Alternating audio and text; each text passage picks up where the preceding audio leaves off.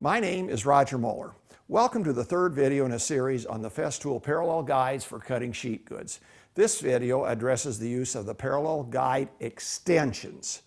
These are used for cutting pieces under 8 inches and for cutting thin materials such as edge banding. I despise cutting edge banding on any other tool once I started using this technique. I say this for safety, quality, and ease of use reasons. The next step's a little bit more complicated. We're going to cut pieces under 8 inches. We obviously can't cut into our rail, so we're going to put the yokes on. When you look at the yokes, look at where the index measurements are. They go to the inside. These are extremely well machined. Just set them down into place. Very well machined. Okay, then the other thing we have to do is take these indexing pins and put them on the front side. And we just go to the opposite edge as we crisscross them, temporarily tack them in. Indexing pin over here. And flip it over. And we are in business. I'll just set it here at 10 on each side. Again, it's them crosshairs that we're marching into. And we'll set the piece. Now it has to straddle the work, that the yoke underneath here is off the table. That's kind of a nuisance to be operating that way. Yes, you could rig up some sawhorses out here, but this table with its cavities works very nicely for this purpose in that I can drop those yokes down into the cavities. Get things positioned here a little bit. Now, I don't have those yokes out here unbalanced, and I've also got a situation where the piece that's being cut off is going to reside up here on the members and won't fall to the ground. Now with little thin strips like this, that's no big deal, but if you're dropping 6, 7, 8 inch pieces of pretty delicate stuff out here onto the ground, that probably isn't so nice. So rigging up this yoke system and the wells has really worked out well for me. We're going to show a couple of things. One, calibrating the front parallel extension guides, and we're going to show also calibrating to the thickness of the cut blade, and we're going to do some real thin cuts to demonstrate that capability. I have taken the saw and locked it in position with the blade down. This is part of the fast fix on here. And in order to engage that, what we do is we set the saw at least at 25 millimeters, that's 1 inch. Grab it here. We're not powered. The dust collection hose and the power hose are gone. We release it with this button, push it up in place, and then we do the fast fix. This is a facility to aid in changing the saw blade.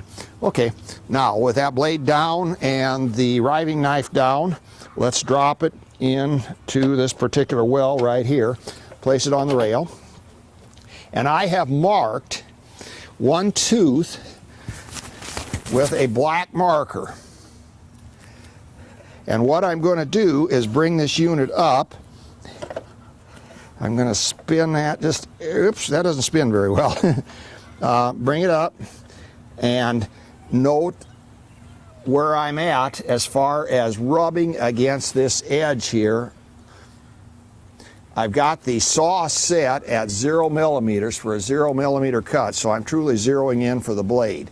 Then I'm going to go back here and I'm going to do more or less the same thing. I see that black tooth down there, and I'm going to look at the others right around it, and boy, we are just right on. If we weren't, we would take the wrench located right here in the handle of the saw out. It's a 5 millimeter wrench, and we would adjust these accordingly. We would adjust them for the zero clearance aspect and also to get the measurement correct here, so that when we dial in at 40 millimeters, that indeed is what it is with this particular saw blade on. With that, I think you'll all agree with me that cutting real narrow pieces is extremely dangerous on a table saw. There's different things you can do, but boy, one slip up and it's a problem. Let's take a look at how this unit works for it. We're cutting off from a very narrow board here, so I may have some pieces actually teeter-totter and drop into one of the wells. Or if I wanted to, I could come out here on the other side, but then the weight of the yoke starts to work against me, and I'd probably want to use some clamps on the back end. I'm going to go ahead and connect my power. I'll set the variable speed, 3.5 or 4. I'm going to come on here. Well, first, let's set our thickness of our cut. Let's go down to, 2 millimeters. And I'm going to get my combination square. Yes, I think I'm happy with that side. And I'm happy with that side. You know, if this isn't perfect, doesn't maybe make any difference if you're doing edge banding. The important thing is that it be consistent. I'm going to bring my piece up so that each of these 2 prongs is touching. Make sure my yokes are pretty much down on both sides. Looks like we're in great shape.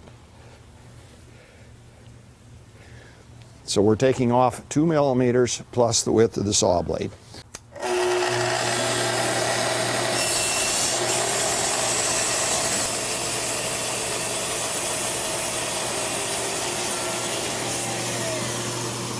Okay, we've taken off one 2 millimeter piece.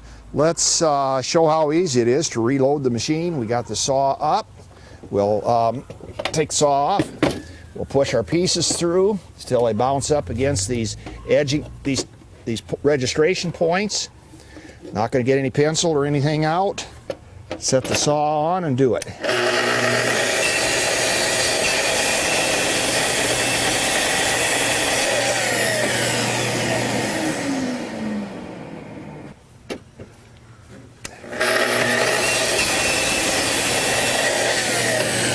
Let's look at these. Look pretty even. Here's the first one we did. You may need to take some steps with some double stick tape and some things like that to assure that things don't slip once in a while. But for edge banding, that certainly is excellent. So that pretty much covers the parallel guides and the parallel guide extensions. Remember, under 8 or over 8 inches, just use the guides by themselves.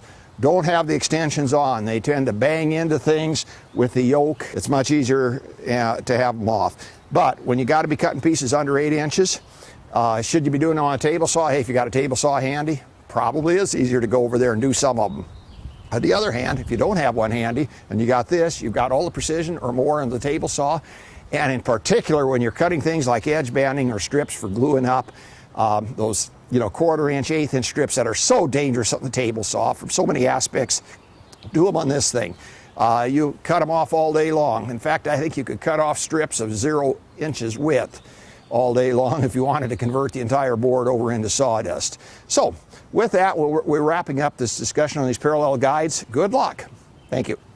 The last thing I want to address here is the thickness of the materials and how this works out.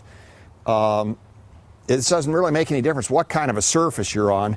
3/4 inch material, this works very, very well with the depth of the parallel guides.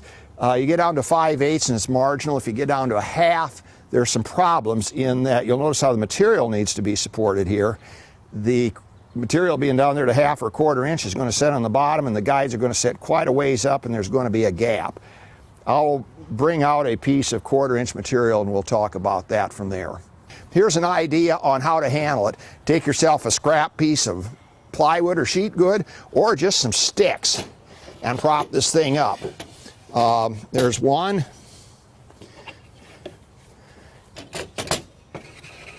There's two.